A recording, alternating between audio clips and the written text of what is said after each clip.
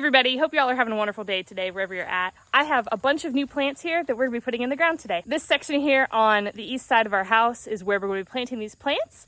So come on, I'll show you what I got and where we're gonna put them. I just grabbed the last of the plants off the truck and put them over here. Ryan suggested to me earlier this week to go plant shopping. And if he suggests buying more plants, I'm not gonna say no. So I picked out quite a few different ones. So I'm excited to show you guys what I got. Might as well start with what I'm holding. This is a coneflower. The variety is called Pow Wow. It says it requires full sun and it will be 16 to 20 inches by 12 to 16 inches wide. This is a perennial where we're at. I'll put the zones and information for each plant on the screen as we go. The stems are actually very sturdy and it has kind of a spiky texture here on the flower. It's quite firm. It was kind of surprising when I first touched it because, you know, most flowers you expect them to be soft, but this has almost a prickly, spiky texture. Before I show you what else Ryan and I picked up, let me show you where we're going to be planting everything. We're on the east side of our house right here. In this section, I have kind of the plants all lined up here against the porch. I have kind of a dead space between this rain gutter here and these plants back in the corner. There's nothing planted here except a couple little annuals in the front. So the space was kind of void and needing some beautiful plants to fill it out. So that's what we're gonna do. Let me take you through all the plants that Ryan and I picked out. I already showed you the coneflower, but I picked up 3 of these. These are each in the 1 gallon size pot. So I have 1, 2, 3. We also purchased 2 gardenia bushes. This one actually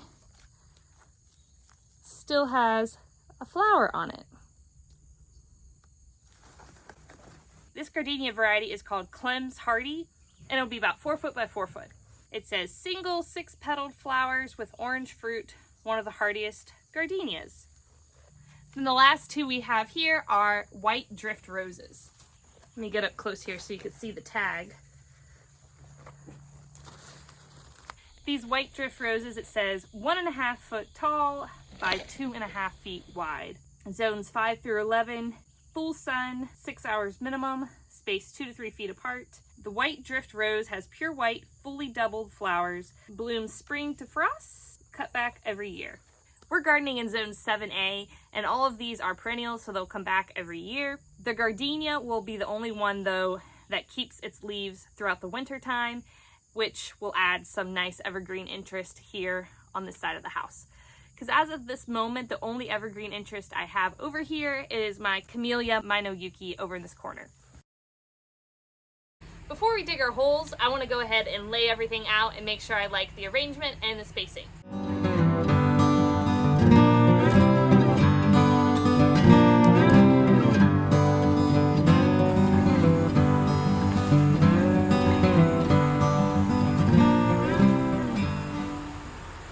So I kind of laid out where I think I want things to go. I'm trying to visualize them at their full size and then visualize what else I want to add to this space. So this little section here next to this side of the house, I want to be more free flow and not as structured per se. I have an incredible hydrangea and that'll get about 4 foot wide. And so I put one of the gardenias there next to it, and then I have the other gardenia right there. And then these 2 drift roses are the shortest of the 3 varieties I have today. So the drift roses I put down here in front. This is an annual. I don't want to transplant that, so I'm just going to leave that where it is for the moment. My thought is that maybe I will add another shrub of some sort in between these 2 drift roses. So I wanted to leave space there. I'm going to start with the gardenias, putting those in the ground because I know for certain that's where I want those. And then we'll work way back. Once you get it into the ground, sometimes it changes your perspective on things too. So let's just start with the gardenias.